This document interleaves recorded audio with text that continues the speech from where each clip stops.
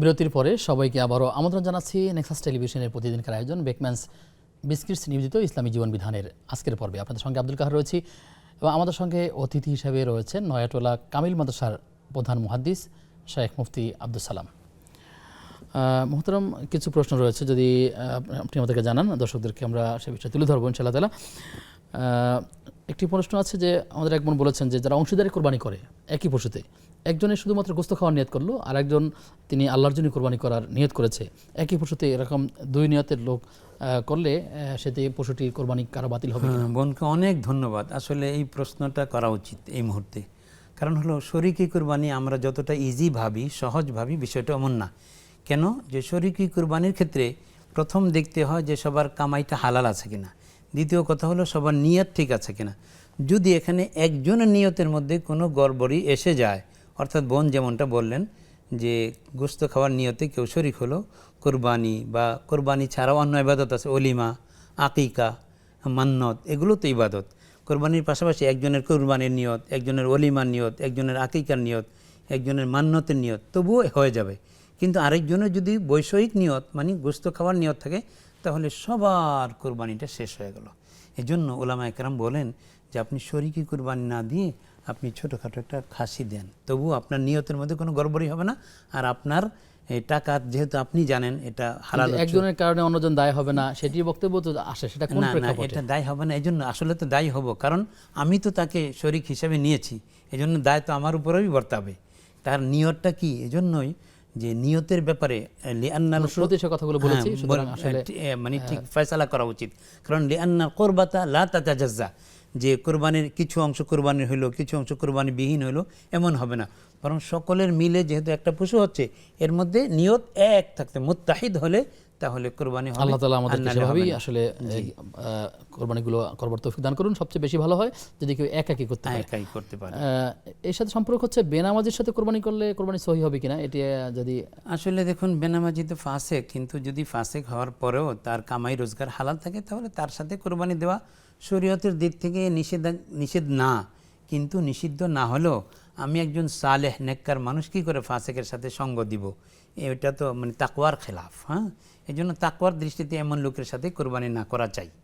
কারণ যে আল্লাহকে ঠকায় সে মানুষকেও ঠকাইতে পারে, এই জন্য একটা সম্ভাবনা থাকে। তাই আমি ফাসেকের সাথে কোরবানি দিব না। হ্যাঁ, দিলের মধ্যে দিয়ে সে একটা মেসেজ পাবে আসলে যে আসলে আমি সালাত আদায় করছি না, সালাত ফরজ, কোরবানি সেই তুলনায় সুন্নাত ওয়াজিব, সুতরাং ফরজ না করলে তো আমাকে তারা নিয়ে নেই, এটি তার একটা বার্তাও পেয়ে যাবে। এরপর ঠিক সে অনেকটা নিয়মিত নামাজি হতে পারে, এমনটি আশা করা যায়।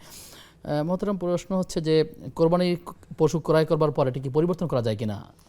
ধন্যবাদ, এটাও চমৎকার প্রশ্ন। আসলে যদি এমন হয় যে যার উপর কোরবানি ওয়াজিব ছিল না, আমি একজন গরিব মানুষ, কথার কথা আমার উপর কোরবানি ওয়াজিব ছিল না, কিন্তু আমি পশু কিনে ফেললাম, এখন আমি চেঞ্জ করতে পারবো না। কিন্তু আমি যদি ধনী ব্যক্তি হই, তাহলে যে কোনো একটা কোরবানি করলেই আমার হয়ে যায়। তাই আমি যেটা কিনেছি কোরবানি নিয়তে, সেটাই আমাকে কোরবানি দিতে হবে এমন জরুরি না। বরং এর চাইতে ভালো আর একটা পশু পেলাম, তো আমি সেই পশুটা দিলাম। তাহলে ধনী ব্যক্তির পক্ষে, ধনী ব্যক্তি বলতে যার উপর কোরবানি ওয়াজিব, ওই রাশি সামর্থ্যবান ব্যক্তি যদি চাইলে পরিবর্তন করতে পারবেন। কিন্তু যার উপর কোরবানি ওয়াজিব ছিল না, তার কেনার কারণে ওয়াজিব হলো মান্নতের মতো, তাহলে সেই ব্যক্তি পরিবর্তন করতে পারবেন না। 1 বছর কোরবানি না করলে 3 বছর কোরবানি করা যাবে না, এরকম কোনো বিষয় আছে? না, এটা কোন সংস্কার। জি, আল্লাহ তাআলা বোঝার তৌফিক দান করুন। কোরবানির পশুতে বিয়ের আয়োজনের নিয়ত করা যাবে কিনা? বিবাহের খাওয়ানো হবে না, এটাই বলছিলাম যে একজনে অলিমা করা তো সুন্নত, আউলিম ওয়ালাউ বিশাতিন। এখন একজনে আকিকার নিয়তে করলো, সেটাও হতে পারে। আরেকজনে কোরবানির নিয়ত করলো, সেটাও হতে পারে। আরেকজনে অলিমার নিয়তে শরীক হইলো, তাহলেও হতে পারে, কোনো অসুবিধা নেই। জি, যদি কোনো ব্যক্তি সদ্য বিবাহ করে অথবা আগে বিবাহ করেছে কিন্তু তার দেনমোহর বাকি আছে, তিনি যদি কোরবানি করতে চায়, তাহলে তিনি কি তার দেনমোহরটা আগে পরিশোধ করবেন নাকি কোরবানি করতে পারবেন? এটি কোরবানি হলো আসলে সিজনাল ইবাদত, আর দেনমোহরের আদায় এটা সময় সাপেক্ষ। আর যেহেতু স্ত্রী রাজি আছেন, এখনই চাচ্ছেন না, এটা যদিও ঋণ, কিন্তু এই ঋণ একেবারে নগদ আদায় করতে হবে এরকম ঋণ না। তাই কুরবানির দিনগুলোতে দেনমোহরের ঋণ থাকা সত্ত্বেও কোনো ব্যক্তি কুরবানি করতে পারবেন যদি তার নির্দিষ্ট পরিমাণ লট, অর্থাৎ 52। জি, আমরা যদি আপনি বলছেন যদি স্ত্রী সম্মতি থাকলে করতে পারবেন, যদি স্ত্রী সম্মতি না থাকে তাহলে কি কোরবানি করবেন নাকি তিনি দেনমোহর পরিশোধ করবেন? না, স্ত্রী যদি বলেন যে আমার ঋণ পরিশোধ করে, তাহলে তিনি তো স্ত্রীর ওইটাই পরিশোধ করবেন। জি, প্রশ্ন হচ্ছে যে ওজন করে পশু ক্রয় করে কোরবানি দিলে কোরবানি কি সহি হবে? হ্যাঁ, কোনো অসুবিধা নেই আলহামদুলিল্লাহ। ওজনটা যদি এই জন্য করে যে গোশত কতটুকু হয় তার অনুযায়ী, আরেকজন ওজন করলো যে আসলে কোরবানির পশুটার কত নির্ধারণ করা হবে সেই জন্য, তো দুইটা কি একই রকম? না, দুইটা একরকম না। কেউ যদি কুরবানির উদ্দেশ্যেই ওজন করে পশু কিনে যে এতে আমার সাশ্রয় হবে বা আমি ভালো পশু পাবো, দামের একটা আইডিয়া পাওয়া যাবে, দামের একটা আইডিয়া হলো, বাজার তাহলে মূল্য এই কেমন নিয়তেই ওজন করে পশু কেনাটা বৈধ হবে। আর যদি ওজন করার উদ্দেশ্য হয় যে গোস্তটা বেশি হবে, তাহলে তো তার নিয়ত কোরবানি থেকে গোস্ত অন্যদিকে খাওয়ার চলে দিকে গেল, চলে গেল। এজন্য ওই নিয়তে মানে ওয়েট অনুযায়ী কেনা যাবে না। জি। যদি জবাই ক্ষেত্রে কোনো লোক পাওয়া না যায় অথবা যদি মেশিন দিয়ে জবাই করা হয় সেক্ষেত্রে পশু জবাই করা যাবে? হ্যাঁ, যদি মেশিন যিনি পরিচালনা করছেন, মেশিন যখন পশুর গলায় লাগতেছে ওই সময় অপারেটর যদি বিসমিল্লাহ বলে তাহলে জায়েজ হবে, নাহলে জায়েজ হবে না। আচ্ছা আচ্ছা। যদি রোবট যেভাবে কোরবানি করে সেভাবে যদি তাকে দিয়েও করানো হয় সেটি তো করলে বৈধ হবে? হ্যাঁ, অবশ্যই। জি। অনেককে দেখা যায় এমন কোরবানির পশু বাজার থেকে ক্রয় করলে তাকে হাসিল টাকা দিতে হয়, ট্যাক্স দিতে হয়, কিন্তু তারা যদি এলাকা থেকে কেনে অথবা যদি বাজার থেকেও দরদাম করে তারা ট্যাক্স ফাঁকি দেওয়ার চেষ্টা করে, তাহলে তার কোরবানি কি হবে নাকি গুনাহগার হবে? আসলে অবশ্যই মানুষকে ঠকানোর গুণা তো এখানে হবেই, কারণ যারা হাট ইজারা নেয় তারা তো একটু কষ্ট করে বা কিছু লাভের প্রত্যাশা এমনটা করে। এখন আমি 1 লাখ টাকা কিনলাম আর বিক্রেতা যিনি তাকে বললাম যে তুমি 50,000 বলো, তাহলে 5,000 জায়গায় আমি 2,000 2,500 টাকা দিলাম, তো এটা তো আরেকজন প্রতারণা। হ্যাঁ, এটা নিছক প্রতারণা। এই জন্য কোরবানির সাথে এমন প্রতারণা যায় না। যিনি 1 লাখ টাকা দিয়ে কোরবানির পশু কিনতে পারবেন, আল্লাহ তাকে 5,000 টাকা দেওয়ার সামর্থ্য দিতে পারবেন। কোরবানির পশুর কোনো নাম রাখা যাবে? হাদিস দ্বারা কি এরকম পাওয়া যায় কি যে পশুর একটা নাম রাখা হয়েছে? না, আসলে নাম তো বাস পশু তো পশুর তো পশুই। মানে রাসূল সাল্লাল্লাহু আলাইহি ওয়াসাল্লামের সময় এমন কি ছিল, উটের অনেক নাম ছিল বা এরকম, কিন্তু এভাবে করে পশুর কি নাম রাখা যায়? না, এটা মানুষের আপনার কি বলে শখ করে ডাকে, সেটা হতে পারে। কারণ শখ করে ডাকলে যদি এর প্রতি মহাব্বত তৈরি হয় তাহলে এটা নাম রাখা যেতে পারে, কিন্তু নাম রাখতে হবে এমন কোনো জরুরি কিছু না। যেমন আমাদের বিভিন্ন ভাইরা বিড়ালকে একটা নাম দেয়, মিনি তুমি এদিকে আসো, তো এটা পশু যে আমার এটি করা যেতে পারে কখনো, হ্যাঁ, এটা হতে পারে। সীমা লঙ্ঘন কোনো না হয়, কিন্তু আবার এটা যদি এমন না হয় কোনো ব্যক্তিকে তুচ্ছতাচ্ছিল্য আমার পশুটার নাম দিয়ে রাখলাম, ওটা এটা যেন না হয়। শেখ, আপনার মাধ্যমে অনেকগুলো বিষয় জেনেছি, আপনাকে ধন্যবাদ জানিয়ে আপনার থেকে বিদায় নিচ্ছি। প্রিয় দর্শক, আপনারা দেখছিলেন নেক্সাস টেলিভিশনের প্রতিদিনকার আয়োজন বেকম্যানস বিস্কিটস নিবেদিত ইসলামী জীবন বিধান। আমরা মনে রাখার চেষ্টা করব সামনে আর 2-3 পরেই আমাদের কোরবানি। আমাদের একটি বিষয় মনে রাখা দরকার, আমরা যদি জিলহজের যারা 1 তারিখ থেকে নিয়ে 9 তারিখ পর্যন্ত রোজা রাখবো, যদি ইতিমধ্যে রেখেছি তারা আলহামদুলিল্লাহ, যদি রাখতে পারিনি তাদেরকেও পরামর্শ থাকবে বাকি যে কটা দিন আছে, আজকে জিলহজের 6 তারিখ, বাকি 9 তারিখ পর্যন্ত চাইলে আমরা রোজা রাখতে পারবো। একান্তভাবে যদি কেউ একটি রোজা রাখতে চায় তাদের আমরা পরামর্শ দিব বৃহস্পতিবার রাখার জন্য বাংলাদেশে। যদি কেউ দুটো রাখতে চায় তা বাংলাদেশে বৃহস্পতিবার এবং শুক্রবার, আরাফার দিন এবং তার পরের দিন। আল্লাহ তাআলা আমাদেরকে এই রোজাগুলো রাখার মতো তৌফিক দান করুন। আজ এ পর্যন্তই। আগামী অনুষ্ঠান দেখবার আমন্ত্রণ জানিয়ে আজকের মতো বিদায় নিচ্ছি। আসসালামু আলাইকুম রহমতুল্লাহি ওয়া বারাকাতুহু।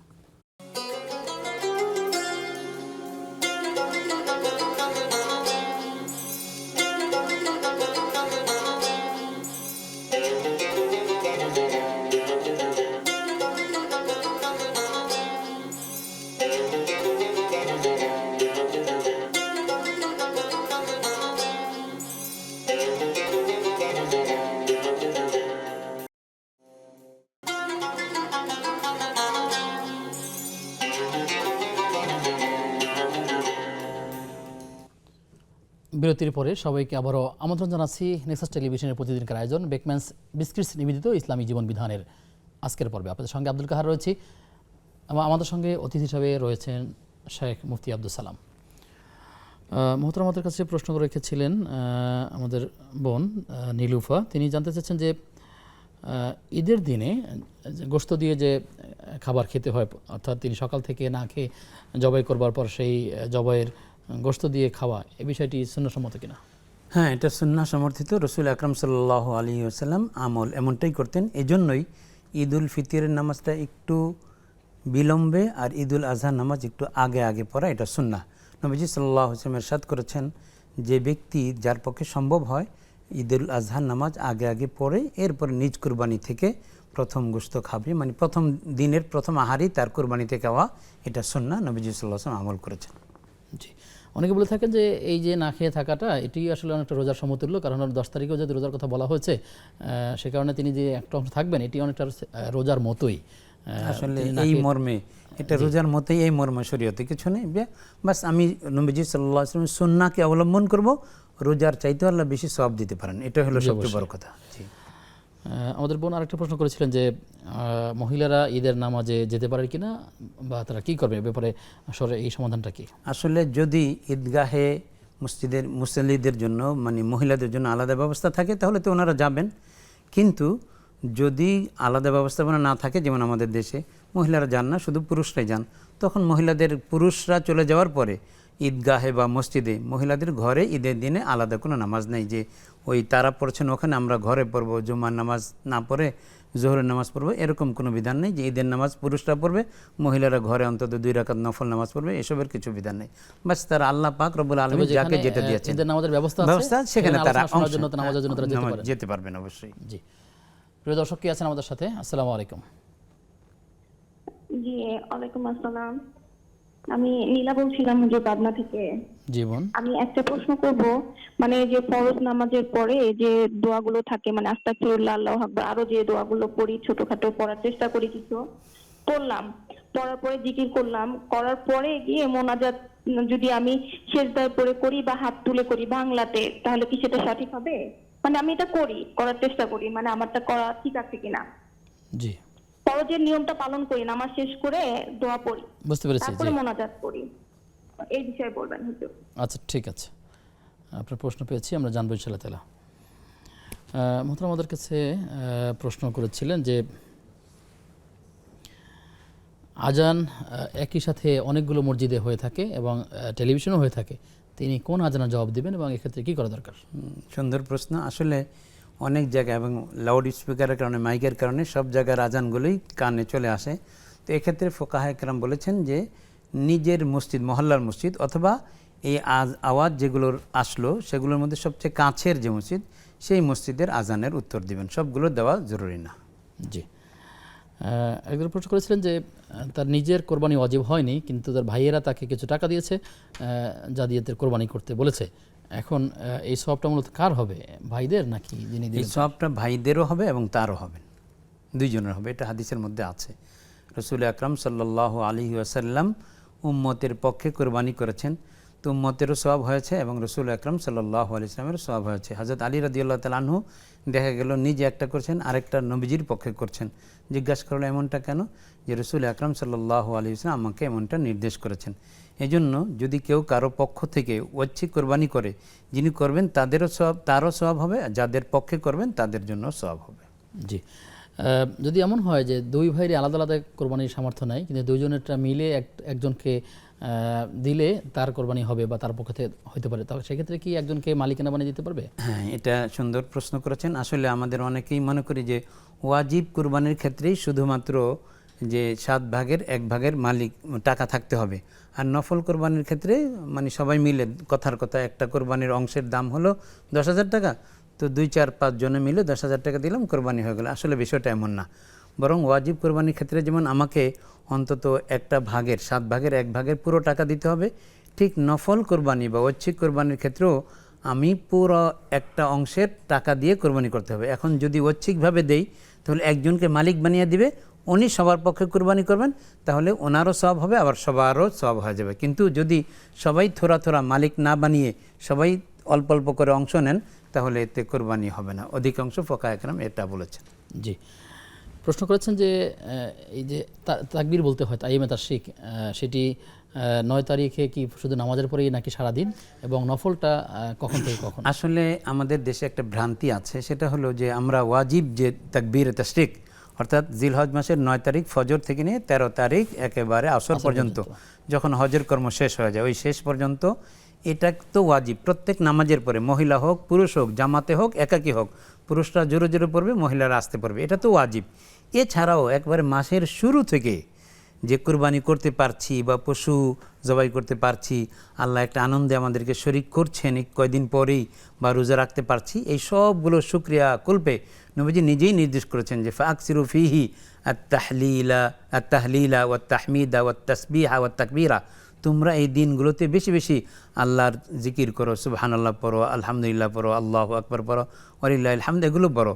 এবং হযরত আব্দুল্লাহ ইবনে ওমর রাদিয়াল্লাহু আনহুমা এবং হযরত আবু হুরায়রা রাদিয়াল্লাহু তাআলা আনহু তারা বাজারে যেতেন, কোনো কেনাকাটা করতেন না, শুধু এজন্য যে তারা তকবীর পড়তেন, জিকির করতেন, এটা শুনে যেন বাজারের লোকেরাও জিকিরের মধ্যে, তকবীরের মধ্যে শামিল হয়ে যায়।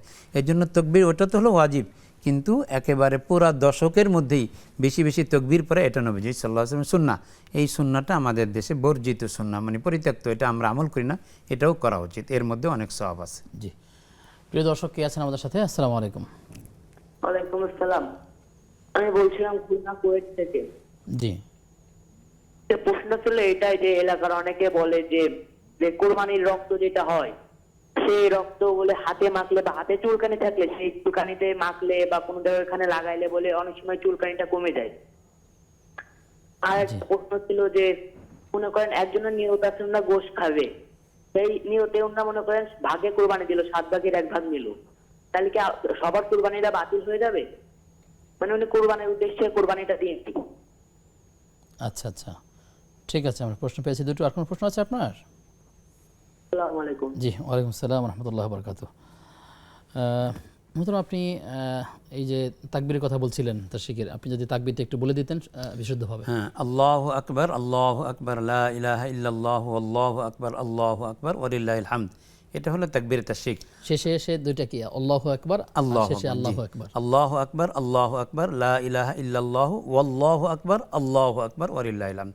প্রথমটা ওয়াও দিয়ে, শেষে আল্লাহু আকবার, এরপর ওয়ালিল্লাহিল হামদ। আর এর বাইরে 9 তারিখের আগে যখন আমরা পড়ব, তখন কখনো শুধু আল্লাহু আকবার পড়ব, কখনো আলহামদুলিল্লাহ পড়ব, কখনো সুবহানাল্লাহ পড়ব, কখনো ওয়ালিল্লাহিল হামদ পড়ব। এই ফরজ সব নামাজের পরে যখন পড়বে তখন কয়বার করে? একবার হলো ওয়াজিব, আর বেশি পড়লে তো এটা সওয়াবের, অন্তত একবার পড়তেই হবে। যদি কোনো ওয়াক্তে ভুলে যায়? তাহলে ভুলে গেলে এটা মাফ হয়ে যাবে, কিন্তু ইমাম সাহেব ভুলে গেলে মুসল্লিরা তাকে স্মরণ করে দিবেন। ওয়াক্ত চলে গেলে এই ওয়াজিব ও আদায় সাকিত হয়ে যায়। আর মা বোনরা যদি বাসায় পড়তে ভুলে যায়? হ্যাঁ, মা বোনরা বাসায় পড়তে ভুলে গেলে এটা ওয়াক্ত শেষ হয়ে গেলে ব্যাস, যদি ওয়াক্তের মধ্যে থাকেন তাহলে এটা পড়বেন, আর যদি ওয়াক্তের মধ্যে না থাকেন তাহলে ভুলে যাওয়ার কারণে এটা সাকিত হয়ে যায়। পূর্ণ তাকবীরে যদি কেউ না বলতে পারেন তাহলে তিনি কি বাক্য বলবেন? অনেকে হয়তো এটা মুখস্থ করতে পারেননি এখনো, এমন যদি ঘটে থাকে তাহলে সেই এই সময় কি বলবেন? আসলে মুসলমান মাত্রই অন্তত এই শব্দগুলো উচিত যে শিখে নেওয়া, কারণ এর বিকল্প তো কিছু নেই। কারণ রাসূল আকরাম, এটা তো একটা ইতিহাসের অংশ। আল্লাহু আকবার, লা ইলাহা ইল্লাল্লাহু, আল্লাহু আকবার ওয়ালিল্লাহিল হামদ, মানে হচ্ছে যে জিবরিল আলাইহিস সালাম যখন এই যে হযরত ইসমাঈল আলাইহিস সালামের কুরবানি দুম্বার পরিবর্তে যে হযরত ইব্রাহিম আলাইহিস সালাম চোখ একবার বন্ধ করে ছুরি চালাচ্ছেন, কিন্তু দেখলেন যে সন্তান আলাদা হয়ে আছে আর দুম্বা জবাই হয়ে আছে।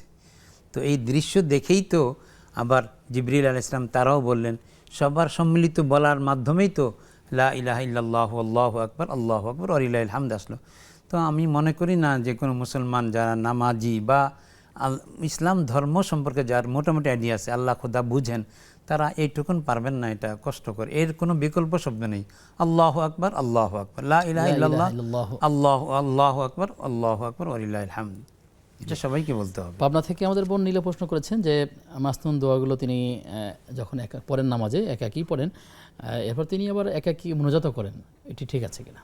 হ্যাঁ, বোন আরেকটি প্রশ্ন যেটা করেছেন সেটা হলো যে মুনাজাত এমনি যদি হাত তুলে করেন তাহলে তো উনি বাংলায় বলতে পারবেন, কোনো অসুবিধা নেই, কিন্তু মুনাজাতের কথাগুলি যদি সেজদায় গিয়ে বলেন তাহলে বাংলা ইউজ করা যাবে না তখন, কারণ সেজদাটা তখন ইবাদত হবে, আর ইবাদতের পরিভাষাই হলো আরবি। এজন্য যদি আরবি হাদিস কিছু মুখস্থ থাকে বা কোরআনের রব্বানা জালামনা 40 জালামনা রব্বানা আছে আয়াত, সেগুলো যদি মুখস্থ থাকে তাহলে সেজদার মধ্যে পরে তিনি ওগুলোই বলবেন, কিন্তু সেজদার মধ্যে বাংলায় বলে দোয়া করা যাবে না, এমনি হাত তুলে বাংলায় বলে দোয়া করা যাবে, এটা বোনের মনে রাখা উচিত। এবং তিনি যে প্রসেস অবলম্বন করছেন সবগুলোই ঠিক আছে, শুধু সেজদার মধ্যে বাংলা দোয়া করবেন না। আচ্ছা, ফরজ নামাজের ক্ষেত্রে বাংলায় সেজদায় দোয়া করবেন না, তবে নফল নামাজে করা যায় বাংলাতে দোয়া, এ ব্যাপারে কোনো মত আছে কি? আসলে ইবাদত তো ইবাদতই, ফরজের মধ্যে আমরা আলহামদুলিল্লাহ রাব্বিল আলামিন পড়ি, সেখানে আলহামদুলিল্লাহ রাব্বিল আলামিন না পড়ে কেউ যদি বলি যে সমস্ত জাহানের প্রতিপালক আল্লাহর জন্য প্রশংসা, তাহলে ফরজের মধ্যেও নামাজ বাতিল হয়ে যাবে, নফলের মধ্যেও নামাজ বাতিল হয়ে যাবে। এজন্য রাসূল আকরাম সাল্লাল্লাহু আলাইহি ওয়াসাল্লাম ইবাদতের পরিভাষা হিসেবে আপনার আরবিকেই গ্রহণ করেছেন। এজন্য ইবাদতের পরিভাষায় অন্য কোনো বিকল্প নেই। যদি তা থাকতো তাহলে সাহাবা একরাম যখন হযরত ওমর রাদিয়াল্লাহু তাআলা আনহুর সময় ইসলাম বিস্তৃত হলো এবং প্রায় অর্ধ দুনিয়া এসে গেল, কত ভাষাভাষী, বিশেষ করে আজারবাইজান, আর্মেনিয়া যখন যুদ্ধে মুসলমানদের অধিকারে আসলো তখন তাদের ভাষা ফার্সি ছিল। সেই ফার্সি ভাষা হওয়া সত্ত্বেও তাদেরকে আরবিতেই এই কোরআনে করিম এবং নামাজে কোরআনে করিম আরবিতেই পড়তে বলা হয়েছে। এই জন্য ফরজ আর নফলের পার্থক্য নেই এখানে, যে ফরজের মধ্যেও যা নফলের মধ্যেও তা। তবে আমি যদি ফরজের বাইরে দোয়া করি তো সালাম ফিরিয়ে, তখন নামাজ থেকে আমি বের হয়ে গেলাম, তখন আমি আল্লাহকে যে কোনো ভাষায় মনের কথা বলতে পারবো, এতে আপত্তি নেই। জি, আমাদেরকে সর্বশেষ বোন প্রশ্ন করলেন, তিনি জানতে চাইলেন যে অনেককে দেখা যায় এই কোরবানির পশুর জবেহ করার পরে যে রক্ত মাটিতে পড়ে, সে মাটি অনেকে পায়ে যাদের সমস্যা থাকে, এক ধরনের অ্যালার্জি কিংবা এরকম পায়ে মাখে, কেউ হাতে মাখে, এটা দিয়ে বারাকা নেয় অথবা মনে করে এটাকে যেহেতু কোরবানির রক্ত, এটা হাতে মাখলে পায়ে মাখলে তারা হাত ভালো হয়ে যাবে, সুস্থ হয়ে যাবে, এরকম কোনো বিষয় আছে কি আসলে? আসলে শরীয়তে এমন কোনো বিধান নেই যে এটা মাখলে ভালো হয়ে যাবে। হ্যাঁ, তবে যেহেতু এটা কোরবানির রক্ত, এটা তাবাররুক বাস, কিন্তু তাবাররুক আবার অন্যদিকে যাচ্ছে কিনা, হ্যাঁ, এটা বিদআতের দিকে চলে যাবে। হ্যাঁ, সেটাই বলছি যে অনেকে আছে কোরবানির রক্তটা নেওয়ার পরপরই ঘরের আপনার দরজার মধ্যে একটা ছাপ দিয়ে দেয়, মনে করে যে এটা বরকতের লক্ষণ হবে, এটা বিদআত। এটা শরীয়তে কোনো, যদি এটা এমন কিছুই হতো তাহলে রাসূল আকরাম সাল্লাল্লাহু আলাইহি ওয়াসাল্লাম মা ফাতেমা রাদিয়াল্লাহু আনহাকে কুরবানির বিভিন্ন বিষয় শেখাচ্ছিলেন, তখন তাকে বলতেন যে মা কুরবানির পশুর এই রক্তটা নিয়ে তুমি হাত মেখে দিও এইভাবে। এটা করে হলো স্বাস্থ্যবিজ্ঞান ওই কথা বলে না, ইসলাম এই কথা বলে না, পরিহার করার চেষ্টা করতে হবে। প্রিয় দর্শক, আপনারা দেখছেন ইসলামী জীবন বিধান, সময় হয়েছে সর্বশেষ বিরতির। ফিরছি কিছুক্ষণ পর, সাথে থাকুন।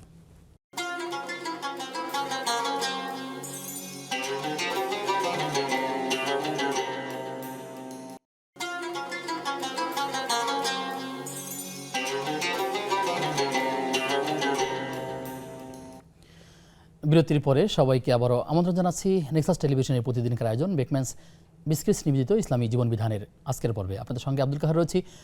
আমাদের সঙ্গে অতিথি হিসাবে রয়েছেন, আমন্ত্রিত হয়েছেন জামিয়া শরিয়া মালিবাগের সম্মানিত সিনিয়র মুহাদ্দিস শেখ মুফতি আব্দুল সালাম। আসসালামু আলাইকুম ওয়া রাহমাতুল্লাহি ওয়া বারাকাতুহু। ওয়ালাইকুম আসসালাম ওয়া রাহমাতুল্লাহি ওয়া বারাকাতুহু। মোহতারাম, আমাদের হাতে প্রশ্ন রয়েছে। আমাদের এক বোন প্রশ্ন করেছিলেন যে জিলহজের যে 1 থেকে নিয়ে 9 তারিখ পর্যন্ত রোজাগুলো আছে, এতে কারা এই নখ বা কাটবেন না বা চুল কাটবেন না, তা কার জন্য? যিনি কোরবানি দাতা তার জন্য নাকি সবার জন্য? এবং এটি না কাটলে সে কী পরিমাণ সওয়াব পাবে, হজের মতোই নাকি অন্য কোনো ফজিলত আছে? ধন্যবাদ। আসলে রাসূল আকরাম সাল্লাল্লাহু আলাইহি ওয়াসাল্লামের একটা হাদিস যেটা এই সাথে যুক্ত, এই হাদিস দিয়ে আমি শুরু করছি। রাসূল সাল্লাল্লাহু আলাইহি ওয়াসাল্লাম ইরশাদ ফরমান, মান রাআ মিনকুম হিলালা যিল হজ্জাহ সুম্মা আরাদা আন ইউদহিয়া ফালা ইয়াখুদান্না মিন শা'রিহি ওয়া আযফারিহি শাইআ আও কামা ক্বাল আলাইহিস সালাম। তোমাদের মধ্যে যারা জিলহজ মাসের চাঁদ দেখলো এবং তিনি কুরবানি করতে চান, তারা যেন নখ চুল ইত্যাদি কর্তন না করেন, যখন কুরবানি হয়ে যাবে তারা করবে। তো এই হাদিসের মধ্যে যদিও যারা কুরবানি দিবে তাদেরকেই বলা হয়েছে, কিন্তু অন্য এক হাদিসের মধ্যে আরেকজন সাহাবী নবীজির কাছে এসে বললেন, ইয়া রাসূলুল্লাহ, আমার তো কুরবানি দেওয়ার মতো প্রস্তুতি নেই, তবে দুধের যে ছাগল বা গাভী এমনটা আমার আছে, আমি কি ওইটাই কুরবানি দিব? নবীজি বললেন, না, তোমার যেহেতু সঙ্গতি নেই তোমাকে কুরবানি করতে হবে না, তবে তুমি লিতাখুজ, তুমি মিন শা'রিকা ওয়া আযফারিক, তোমার নখ চুল এগুলো কর্তন বন্ধ রাখো, যখন কুরবানি হয়ে যাবে তখন এগুলো করবে, এরপরে ফাযালিকা তামাম উযহিয়াতিক, আর এই চুল নখ কর্তন না করাটাই তোমার কুরবানির পরিপূর্ণতা এসে যাবে, সওয়াব দেওয়া হবে। তাহলে দেখা যাচ্ছে যিনি কুরবানি করবেন তার জন্য তাকিদটা বেশি, আর যিনি কুরবানি করবেন না তার জন্যও তাকিদ, অর্থাৎ উভয় শ্রেণী। যারা কিনা জিলহজ মাসের চাঁদ দেখতে পেল তারা নখ চুল ইত্যাদি কর্তন বন্ধ রাখবে। এটা মূলত হাজিদের সাথে সামঞ্জস্যতা বিধান করবে, যে হাজিরা যখন, বিশেষ করে আপনার হজের তো এহরাম বাঁধা যায় শাওয়াল মাস থেকেই, কিন্তু সাধারণত হাজিরা মিনা যাওয়ার আগেই এহরাম বেঁধে যান হজের জন্য। তো মিনায় গেলেন 7 তারিখে, 8 তারিখে সেখানে থাকলেন, 9 তারিখে আসল হজ শুরু হলো। তো এহরাম বাঁধার পর থেকে নিয়ে হাজি সাহেব কোনো রকমের চুল নখ ইত্যাদি কর্তন বন্ধ রাখেন, আমি হজে যেতে পারলাম না, আমলটি সুন্নাহ দ্বারা সমর্থিত। জি জি, সুন্নাহ দ্বারা সমর্থিত, এজন্য এটা করা উচিত। প্রিয় দর্শক, কে আছেন আমাদের সাথে? আসসালামু আলাইকুম। ওয়ালাইকুম আসসালাম। হুজুর, আমি নীলু ডাক্তার, নেত্রকোনা থেকে। আমার হুজুর 4টা প্রশ্ন। জি বোন। জি হুজুর, 1 নম্বর প্রশ্ন হচ্ছে, হুজুর আমি শুনেছি ঈদের দিন যারা কুরবানি দেয় তারা মাঠ করে সে তার উপর বলি মাংস দিয়ে মানে রোজার মতো নেই, রোজাটা ভাঙতে হয়, দেখি মানে কতটুকু সত্য কিভাবে করতে হবে। আর 2 নম্বর প্রশ্ন, আমাদের মহিলাদের কি ঈদের দিন কোনো নামাজ আছে কিনা?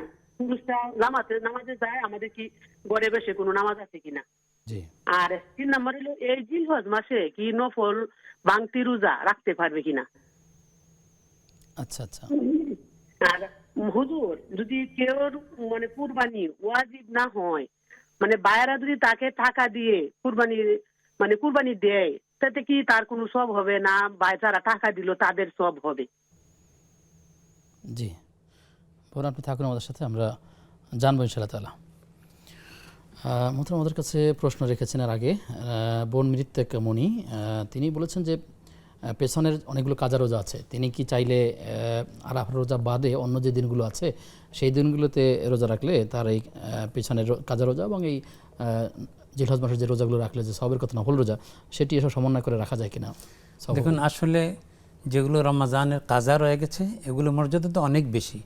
আর এখন যে সেগুলো তো ফরজ রোজা। হ্যাঁ, আর এখন যে জিলহজের 9 তারিখ পর্যন্ত যে রোজা, এগুলো সবগুলোই যত সওয়াবই হোক সবগুলোই হলো একেবারে নফল পর্যায়ের, সুন্নত পর্যায়ের। সুতরাং নফল কখনো ফরজের বরাবর হতে পারে না। এই জন্য যে বোন, যে ভাই তার কাজা রয়ে গেছে রমজানে, তিনি আগে কাজা রাখবেন, এরপরে সময় সুযোগ থাকলে তাকে এই নফলের মধ্যে বা এই সুন্নতের মধ্যে অংশগ্রহণ করা জরুরি। কিন্তু কেউ যদি ভাবেন যে এই সুন্নত আদায় করলে আমার ফরজও আদায় হবে, এমনটা হতে পারে না। যেটা যেই মর্যাদার, সেটা তার উপরের মর্যাদার কাউকে তার নিজের আন্ডারে নিতে পারে না। হ্যাঁ, যদি আপনার এমন হয় যে ফরজ রোজার কাজা করছি, তখন সুন্নতে নিয়ত করি, তাহলে হতে পারে, কিন্তু সুন্নতের মধ্যে কাজা নিয়তটা হতে পারে না। এখন তো সে এই জিলহজ মাসের মধ্যে সে কি এটা বলতে পারেন যে আমি ফরজ রোজা রাখতেছি কিন্তু এখন তো নফলও চলছে? বাস আল্লাহর জন্য আমাকে নফলের সওয়াবও দিয়ে দেন, কারণ আমার তো হায়াতের গ্যারান্টি নেই, আমাকে ফরজের কাজা আগে করতে হবে। এজন্য তিনি নফল বাদ দিয়ে নিয়ত করবেন কাজার। এর মধ্যে আল্লাহ পাক রব্বুল আলামিন এই সময়ের সাথে সামঞ্জস্যতা হওয়ার কারণে আল্লাহ যদি ইচ্ছা করেন তাকে দিয়ে দিবেন সওয়াব। যেমনটি 1 থেকে নিয়ে 9 রোজা রাখবেন, এর মাঝখানে হয়তো সোমবার বৃহস্পতিবার পড়ে গেল, হ্যাঁ, পড়ে গেল, সেটি তো দেখা যাবে যে একটা আদায় করলে একটার মধ্যে ঢুকে যাচ্ছে। জি জি সেটি হতে পারে। জি জি, শুকরিয়া আপনাকে। আমাদের বোন আরেকটা প্রশ্ন করেছেন যে তার বাবা ইন্তেকাল করেছেন, তার বাবার জন্য দোয়া করি, আল্লাহ তাআলা তার বাবার নেক আমলের উসিলা তাকে মাফ করে দেন। এরকম আরও যে সকল ভাই আত্মীয় স্বজন রয়েছেন সকলকে মাফ করে দেন। তিনি বলেছেন যে তার বাবার টাকা দিয়ে মা যদি কোরবানি করেন তাহলে বাবা এর সওয়াবের অংশীদারি হবেন কিনা? আসলে বাবার টাকা বলতে তো এখন কিছু নেই, বাবা চলে গেছেন, তার মালিকানা সত্ত্বেও শেষ হয়ে গেছে। এখন যারা ওয়ারিস, মা ওয়ারিস বা ছেলে ওয়ারিস, তারাই মালিক। এখন বাবা যা রেখে গিয়েছেন সেই সম্পত্তির মধ্যে যদি গ্রহণ করার পরে সেই মাল দ্বারা তারা কোরবানি দিয়ে দেন, কোরবানি ওয়াজিব হয়, তাহলে তাদের কোরবানি ওয়াজিব হবে। এখন একটা গরু দিতে পারলে বাবার নামে নফল, বাবার পক্ষ থেকে নফল কোরবানি হতে পারে, কিন্তু আপনার নিয়ত করতে হবে যে আমার সওয়াব পাবেন কিনা। আসলে মূলত তার এই বেসিক্যালি তার সম্পত্তি তো তিনি রেখেছেন, তা এবং সওয়াব পাবেন, কিন্তু ফরজ বা ওয়াজিব আদায় হবে শুধুমাত্র মার বা যার উপর কোরবানি ওয়াজিব আছে তার। প্রিয় দর্শক কে আছেন আমাদের সাথে? আসসালামু আলাইকুম। ওয়ালাইকুম আসসালাম ওয়া রাহমাতুল্লাহ।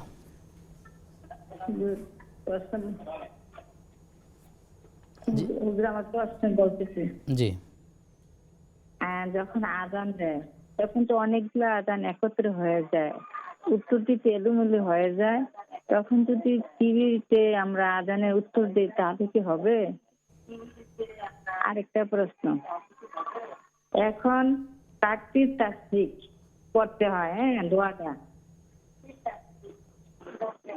আল্লাহু আকবার আল্লাহু বোন আকবার। আপনাকে একটু কথা বলে রাখি যে আপনি টেলিভিশনের ভলিউম কমিয়ে প্রশ্ন করেন, তাহলে সাউন্ড দিতে হবে না, এটা শুনতে সহজ হবে।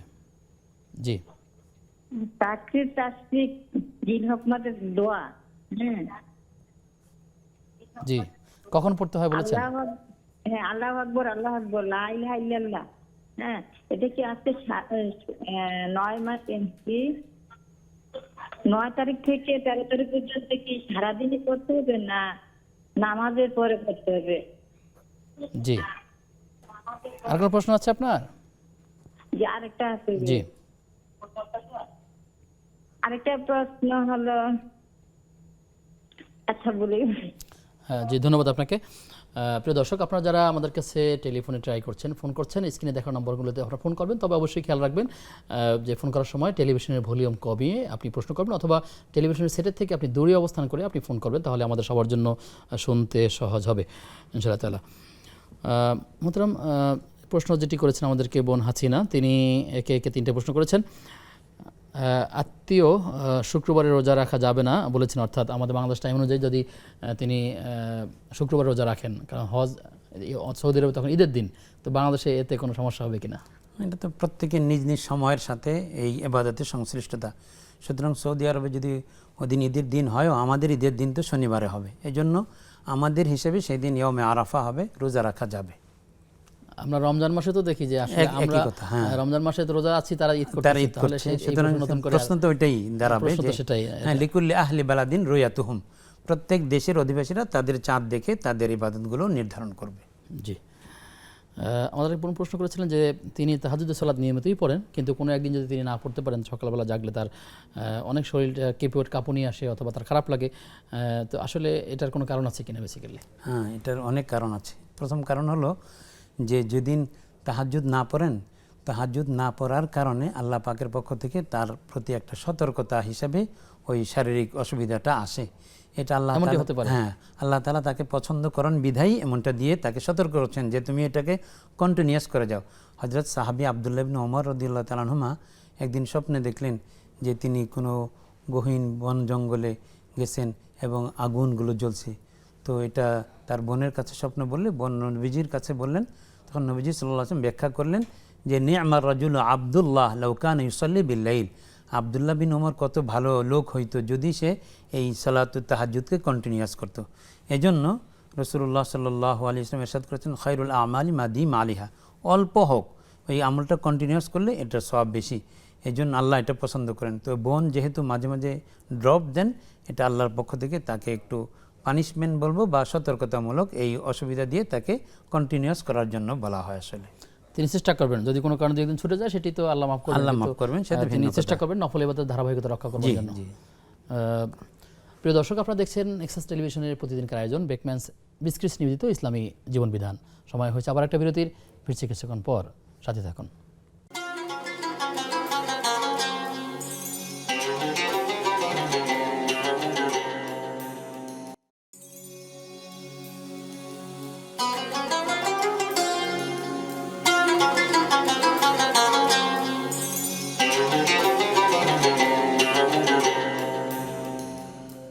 আসসালামু আলাইকুম ওরহমতুল্লাহি ওবরাকাতুহ। বিসমিল্লাহ আলহামদুলিল্লাহ ওসসালাতু ওয়াসসালামু আলা রসুলিল্লাহ ওয়ালা আলিহি ওয়া আসহাবিহি আজমাইন, আম্মা বাদ। প্রিয় দর্শক শ্রোতা, আপনাদের প্রত্যেককে স্বাগত জানাচ্ছি নেক্সাস টেলিভিশনের প্রতিদিনকার আয়োজন বেকম্যানস বিসক্রিটস নিবেদিত ইসলামী জীবন বিধানের আজকের পর্বে। আপনাদের সঙ্গে আব্দুল কাহার রয়েছি। এই অনুষ্ঠানের মাধ্যমে আমরা আপনাদের করা জীবনগোষ্ঠীর নানা প্রশ্ন উত্তর এবং সেই সাথে একটি নির্দিষ্ট বিষয় আমরা আলোচনা করে থাকি, সেই সকল বিষয়গুলোর শরঈ সমাধান জানবার চেষ্টা করি, যার মাধ্যমে আমরা আমাদের জ্ঞানকে শানিত করতে পারি। সেই আয়োজন বেকম্যানস বিসক্রিটস নিবেদিত ইসলামী জীবন বিধান। আজ আমরা আলোচনা করতে চাই কোরবানির মাসায়েল। কুরআনুল কারীমের একটি আয়াতে কারিমা যদি আমরা তার আগে লক্ষ্য করি, আল্লাহ রাব্বুল আলামিন বলেছেন, কুল ইন্না সলাতি ওয়া নুসুকি ওয়া মাহইয়ায়া ওয়া মামাতি লিল্লাহি রাব্বিল আলামিন। হে নবী, আপনি বলুন যে আমার নামাজ, আমার কোরবানি, আমার জীবন, আমার মনন সব কিছু একমাত্র আল্লাহ তাআলার জন্য। এই আয়াতে কারিমা দ্বারা আমরা বুঝতে পারি মানুষের জন্ম থেকে মৃত্যু পর্যন্ত, প্রাপ্তবয়স্ক হওয়ার পর থেকে আমাদের প্রত্যেকটা কাজ আল্লাহর জন্যই তো করতে হবে। যদি আল্লাহর জন্য না হয়ে যায় তাহলে সেই কাজগুলো তো আল্লাহর কাছে পৌঁছবে না। যেমন ধরুন, আমরা যদি কোরবানির কথাই বলছি, আর 2-3 দিন পরেই কোরবানি হয়ে যাবে, তো সেই কোরবানির পশু যখন আল্লাহ তাআলার নামে জবাই করব, কিন্তু এর মধ্য দিয়ে আমার নিজেকে, অন্তরকে বিশুদ্ধভাবে খালেজ করে নিতে হবে, খাঁটি করে নিতে হবে যে আমি একমাত্র এই পশুটি কোরবানি করছি একমাত্র আল্লাহ তাআলার জন্য। যদি নামের জন্য হয়ে থাকে, যদি সুনামের জন্য হয়ে থাকে, নিজের যশ খ্যাতির জন্য হয়ে থাকে, তাহলে সেই পশু যত দামেরই হোক না কেন কিংবা যত বড়ই হোক না কেন, এটি কোনোটাই কিছু আল্লাহ তাআলার কাছে পৌঁছায় না। সেক্ষেত্রে আমাদেরকে অবশ্যই মনে রাখতে হবে যে আমাদের নিয়তকে বিশুদ্ধ করতে হবে। শয়তান আমাদেরকে সময় বাধাগ্রস্ত করে এই জায়গাটাতে। আমরা যখন কাজ করি আমাদের আমলটা কীভাবে বরবাদ করা যায় সেজন্য শয়তান সবসময় লেগেই থাকে। সে কারণে আমাদেরকে নিয়তকে বিশুদ্ধ করতে হবে। রাসূলুল্লাহ সাল্লাল্লাহু আলাইহি ওয়াসাল্লাম বলেছেন, ইন্নামাল আমালু বিন্নিয়া, অর্থাৎ সকল কাজ তার নিয়তের উপরে নির্ভরশীল। সে কাজটি হতে পারে সালাত, সে কাজটি হতে পারে সিয়াম, সেটা হতে পারে হজ, কিংবা গুরুত্বপূর্ণ এক ইবাদত, বা যে কোনো কোরবানি, যেটাই করি না কেন, কিংবা জিকির আজকার যাই বলি, কিন্তু এর নিয়ত হবে একমাত্র আল্লাহ তাআলার সন্তুষ্টি অর্জনের জন্য। যদি তাই না হয় তাহলে আমরা কি হজ করব আর কি কোরবানি করব, কোনোটাই তো আল্লাহর কাছে পৌঁছবে না।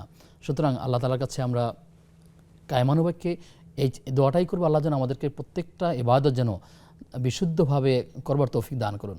সেই সাথে আরেকটি বিষয় আমাদের মনে রাখতে হবে যে আমরা যখন ইবাদতবন্দি করব, নিছক আল্লাহর জন্যই তো করব, কিন্তু এই ইবাদতটার পদ্ধতি কি হবে সেটিও তো একটা গুরুত্বপূর্ণ বিষয়। তার কারণ হলো আমরা অনেকেই আল্লাহ তাআলার বিধান মানি, কিন্তু রাসূল সাল্লাল্লাহু আলাইহি ওয়াসাল্লামের পদ্ধতির বাইরে গিয়ে আমরা অনেকগুলো নিয়ম মানার চেষ্টা করি, কিংবা এটা মনে করি গুরুত্বপূর্ণ অনেক বেশি। মনে রাখতে হবে যে যদি আমরা রাসূল সাল্লাল্লাহু আলাইহি ওয়াসাল্লামের নির্দেশ মোতাবেক অথবা তার সুন্নাহ মোতাবেক না করি তাহলেই আমরা ভুল করব। অনেক জিনিস জায়েজ থাকতে পারে, বৈধ হতে পারে, কিন্তু সেটি যদি সুন্নাহ না হয়, রসুলের পদ্ধতিতে না হয়, রসুল সাল্লাল্লাহু আলাইহি ওয়াসাল্লামের স্বীকৃত না হয়, তাহলে সে আমল তো আল্লাহর কাছে পৌঁছবে না, সেটি তো ইবাদত হিসাবে গণ্য হবে না। সে কারণে কোরআনুল কারীমে আল্লাহ তাআলা বলে দিয়েছেন বারবারই রসুল সাল্লাল্লাহু আলাইহি ওয়াসাল্লামকে যেন আমরা আনুগত্য করি। কুল ইন কুনতুম তুহিব্বুনাল্লাহ ফাত্তাবিউনি ইউহিব্বুকুমুল্লাহ ওয়া ইয়াগফির লাকুম যুনুবাকুম আল্লাহু গফুরুর রহিম। এই আয়াতে কারিমা আমাদের সামনে রাখলে আমরা দেখতে পাই যে আল্লাহ রাব্বুল আলামিন এখানে বলে দিয়েছেন যে তোমরা যদি আমাকে পেতে চাও তাহলে নবী মুহাম্মদ সাল্লাল্লাহু আলাইহি ওয়াসাল্লামের অনুসরণ করো। অর্থাৎ আল্লাহ রাসূল সাল্লাম এর উপরে আল্লাহ তাআলা এই আয়াতে কারিমা নাজিল করলেন। অর্থাৎ আল্লাহকে পেতে হলে রসুলের পদ্ধতির মধ্য দিয়ে আমাদেরকে আল্লাহকে খোঁজার চেষ্টা করতে হবে। সেজন্য আমরা সালাত আদায় করি, আমরা কিয়াম করি, আমরা যেটাই করি না কেন, সে মূল মাকসাদ যেন হয় এটা যে আমি রাসূল সাল্লাল্লাহু আলাইহি ওয়াসাল্লামের পদ্ধতিতে কাজগুলো করবার চেষ্টা করব। আমরা অনেক সময় গতানুগতিক পদ্ধতি করি, দেশীয় পদ্ধতি করি, কিংবা কখনো কখনো কোনো একজন মানুষ তার যিনি ওস্তাদ কিংবা পীর কিংবা তার অনুসারী হয়ে তখন সুন্নাতকে আড়াল করে দিচ্ছেন, কিংবা কখনো কখনো মাযহাবের নাম দিয়ে তিনি বিপদগামী হয়ে যাচ্ছেন। সে কারণে আমরা আপনাদেরকে অনুরোধ করব, অবশ্যই আমরা আল্লাহ তাআলার বিধান মানব, রাসূল সাল্লাল্লাহু আলাইহি ওয়াসাল্লামের পদ্ধতি অনুযায়ী, তাহলেই আমরা সফলতা লাভ করতে পারবো। সে কারণে আমার জীবন, আমার মরণ, প্রত্যেকটা কাজ যেন আল্লাহর জন্যই হয়, সে কথা দিয়ে আমরা কথাগুলো শুরু করেছি। সে কারণে আমরা ছোট্ট একটি সূরা যদি আমরা দেখি যে সূরাতুল কাউসার, সেখানে কি বলা হয়েছে, ইন্না আতাইনাকাল কাউসার ফাসাল্লি লিরাব্বিকা ওয়ানহার, অর্থাৎ ফাসাল্লি লিরাব্বিকা ওয়ানহার, আপনি কোরবানি করুন, আপনি সালাত আদায় করুন আপনার রবের নামে। এখন এই যে সালাত এবং কোরবানি অত্যন্ত গুরুত্বপূর্ণ একটি দিক নির্দেশনা এখানে দেওয়া হয়েছে। ঠিক আমরা যেন সেই মূল স্পিডটাই ভুলে যাচ্ছি। তার কারণ হলো আমরা কোরআনুল কারীমের সেই তেলাওয়াতটা শুনেছি, কিন্তু তার অর্থটা ভালো করে অনুধাবন করছি না। এই কারণে আমার সালাত, আমার কিয়াম, আমার যা কিছু আছে সব একমাত্র আল্লাহ তাআলার জন্য করতে হবে। আল্লাহ তাআলা বান্দার পক্ষ থেকে কি চান? তিনি চান তার অন্তরটা যেন আল্লাহর জন্য হয়ে কাজ করে। কারণ আমরা যে পশু জবাই করব সেটার রক্ত, মাংস কোনো কিছুই তো আল্লাহ তাআলার কাছে পৌঁছায় না, পৌঁছবে না। কোরআনুল কারীমে সে কথা আল্লাহ তাআলা বলে দিয়েছেন। বরং তার কাছে পৌঁছবে তার একমাত্র হচ্ছে তাকওয়া। রাসূল সাল্লাল্লাহু আলাইহি ওয়াসাল্লাম বলেছেন, আর তাকওয়া সে কোথায় থাকে? আর তাকওয়া হচ্ছে মানুষের অন্তরে থাকে। সুতরাং এই যে মানুষের অন্তরে থাকে, আর তাকওয়া হা হুনা, আর তাকওয়া হা হুনা, আর তাকওয়া হা হুনা, রাসূল সাল্লাল্লাহু আলাইহি ওয়াসাল্লাম নিজেকে নির্দেশ দিয়ে দেখিয়েছেন। সুতরাং আমাদেরকে সেই আল্লাহ তাআলার ভীতির জন্য কাজ করতে হবে, আল্লাহ তাআলার মহব্বত পাওয়ার জন্য কাজ করতে হবে। প্রিয় দর্শক, এই মুহূর্তে আমাদের সাথে যিনি লাইনে রয়েছেন, পরিচয় দিয়ে প্রশ্ন করুন। আসসালামু আলাইকুম। ওয়ালাইকুম আসসালাম ওয়া রাহমাতুল্লাহি ওয়া বারাকাতুহু। হুজুর, আমি জানতে চাই যে পয়লা জিলহজ থেকে 9 জিলহজ পর্যন্ত, হুজুর জি, ওই পয়লা জিলহজ থেকে 9 জিলহজ পর্যন্ত আমরা যারা হজ করি না তাদের নখ না কাটা, চুল না কাটা, এইটা কি ওই এতে কি সব আছে? সবাই বলে যে এতে হজ করার যে পরিমাণ সব, তাতে এই পরিমাণ সব পাওয়া যায়, এটা কি সত্য নাকি? জি, একটু জানতে চাই। আমরা বলবো ইনশাআল্লাহ তাআলা, আপনি থাকুন, এটি হাদিসেরই বক্তব্য, আমরা সেই কথাগুলো শোনাবো আপনাকে ইনশাআল্লাহ তাআলা। আপনার আর কোনো প্রশ্ন আছে? জি, আপনি থাকুন আমাদের সাথে, আমরা বিষয়গুলো ধারাবাহিকভাবে জানার চেষ্টা করবো ইনশাআল্লাহ তাআলা। তো যে কথাটা বলছিলাম যে আসলে আমাদের তাকওয়া থাকে কোথায়? মানুষের অন্তরে। আল্লাহ তাআলা থেকে ওটা কিছুই গ্রহণ করেন না, না রক্ত না গোশত, কোনোটাই আল্লাহর কাছে পৌঁছায় না। তাহলে আমাদেরকে সেই অন্তরটা এমন হতে হবে যেন মানুষকে খুশি করবার জন্য আমরা অনেক বেশি শয়তানের ধোকায় পড়ে না যাই, সেজন্য খেয়াল রাখার চেষ্টা করতে হবে। ইতিমধ্যে আমাদের সাথে আরও একজন দর্শক যুক্ত হচ্ছেন। দর্শক কে আছেন? আসসালামু আলাইকুম রাহমাতুল্লাহি ওয়া বারাকাতুহু। ওয়ালাইকুম সালাম রহমতুল্লাহি ওয়া বারাকাতুহু। আমি মৃত্তিকামণি বলছিলাম বাড়িধারা থেকে। জি বোন, প্রশ্ন। স্যার, আমার কোয়েশ্চেন হচ্ছে যে আমার পাস্ট লাইফের অনেক রোজা কাজা বাকি রয়ে গিয়েছে। জি তো জিলহজ মাসের আরাফার রোজার ইম্পর্টেন্স আছে আমি এটা জানি, কিন্তু 1 থেকে 7 নাম্বার যে রোজাটা ওটা তো নফল। তো আমি যদি সেই নফল রোজাটা না করে ফরজ রোজা আমার বাকি যে কাজা ফরজ রোজা সেগুলো করি, আসলে কোনটার ইম্পর্টেন্সটা বেশি একটু বলবেন? জি আর আমার সেকেন্ড কোয়েশ্চেন হচ্ছে, আমার আব্বু তো মারা গিয়েছেন, তো আমার আব্বুর টাকা দিয়ে তো আম্মু কোরবানি করছেন, হজ করেছেন, যাই করছেন, তো এগুলোর সব কি আমার আব্বু পাবেন? জি, পেয়েছি আমরা প্রশ্ন। আর কোনো প্রশ্ন আছে আপনার? জি আচ্ছা, ঠিক আছে, আমরা বিষয়গুলো জানবার চেষ্টা করবো ইনশাআল্লাহ তাআলা। তো বলছিলাম যে আসলে আল্লাহ তাআলার কাছে আমাদেরকে সেই অন্তরটাই একটা নিষ্কলুষ অন্তর, কদ আফলাহা মান যাক্কাহা ওয়া কদ খাবা মান দাসাহা, অর্থাৎ সেই নিষ্কলুষ একটি আত্মা আল্লাহ তাআলার জন্যই আমাদেরকে কোরবান করতে হবে। অর্থাৎ আল্লাহ এই আত্মা দিয়েই আল্লাহ তাআলাকে খুশি করবার চেষ্টা করতে হবে। মানুষের কাছে যদিও লেবাসের অনেক মূল্য আছে, কিন্তু আল্লাহর কাছে মানুষকে দেখানো, লোককে শোনানো, এটার কোনোই মূল্য নাই। সেজন্য আমাদেরকে এই কোরবানির মতো একটা গুরুত্বপূর্ণ ইবাদত অবশ্যই খেয়াল রাখতে হবে যেন আল্লাহর জন্য হয়ে থাকে।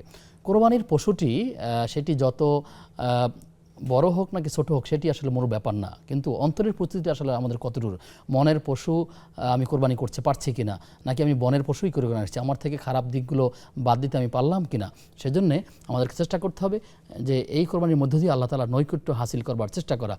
ইব্রাহিম আলাইহিস সালাম কতগুলো পরীক্ষায় আল্লাহ তাআলা তাকে ফেলে দিয়েছিলেন, সন্তানকে কোরবানি করা, এরপরে দেশান্তর করা, এরকম আরও বেশ কয়েকটা পরীক্ষার সম্মুখীন হয়েছিল, কিন্তু সকল পরীক্ষায় তিনি উত্তীর্ণ হয়েছিলেন। মুমিনের জীবনেও এরকম অনেকগুলো পরীক্ষা আমাদের আসতেই পারে। অনেক মানুষ চিন্তা করে যে আসলে আমি তো আল্লাহর জন্য কাজ করি, আমি তো ইমানদার, তাহলে আমার কেন এত বেশি বেশি বিপদ আপদ থাকে। মনে রাখতে হবে যার ইমান যতটুকুন, যার ইমান যত বেশি তার প্রতি আল্লাহ তাআলার পরীক্ষাটাও বেশি আসে। সে কারণে আমরা ঘাবড়িয়ে যাব না কিংবা নিরাশ হব না। আল্লাহ তাআলার পক্ষ থেকে যখনই কোনো বিপদ আপদ আসবে তখনই ধৈর্য ধারণ করার চেষ্টা করতে হবে। মুমিন সে যখন কোনো বিপদে মুসিবতে পড়বে তখনই আল্লাহ তাআলার সাহায্য কামনা করবে, আর যখন সে আনন্দিত হবে, যখন সে কোনো পুরস্কার পেয়ে যাবে অথবা প্রাপ্তি হবে, তখন সে আল্লাহ তাআলার কাছে শুকরিয়া আদায় করবে। কখনোই সে বিপদগামী হতে পারে না। আনন্দ হলে আল্লাহ তাআলার কৃতজ্ঞতা আদায় করবে, বিপদে পড়লে সে অবশ্যই ধৈর্য ধারণ করার চেষ্টা করতে হবে। এই শিক্ষা হচ্ছে মুমিনের শিক্ষা। এই কোরবানির মাধ্যমে আমরা আল্লাহ তাআলার নৈকট্য হাসিল করার চেষ্টা করি। আপনি দেখবেন যে ইতিমধ্যে আমাদের সাথে দর্শক যুক্ত হচ্ছেন। দর্শক কে আছেন? আসসালামু আলাইকুম। দুঃখিত, আমরা প্রথম দর্শককে হারিয়ে ফেলেছি। দ্বিতীয় কে আছেন? আমার নাম হাসিনা। জি বোন। হুজুর, আমার 3টা প্রশ্ন। জি। আমার প্রথম প্রশ্ন, আমার এক আত্মীয় কালকে বলতেছে যে হলো ওই শুক্রবার দিন রোজা থাকা যাবে না, কারণ ওই সৌদি ঈদ হয়, এই ঈদের দিন আমাদের এখানে রোজা থাকা যাবে না, কিন্তু সঠিক ডেট হুজুর বলবেন। আচ্ছা। আর আমার দ্বিতীয় প্রশ্ন হুজুর, আমি হলো তাহাজ্জুদ নামাজ পড়ি, কিন্তু একদিন যদি না পড়তে পারি আমার সারা শরীর কাঁপে ওই সকালে, কিন্তু কিসের জন্য কাঁপে আমি এটা জানি না। এখন এটা কিসের জন্য হয় হুজুর, আপনি যদি জানেন তাহলে একটু আমাকে বলবেন। আচ্ছা।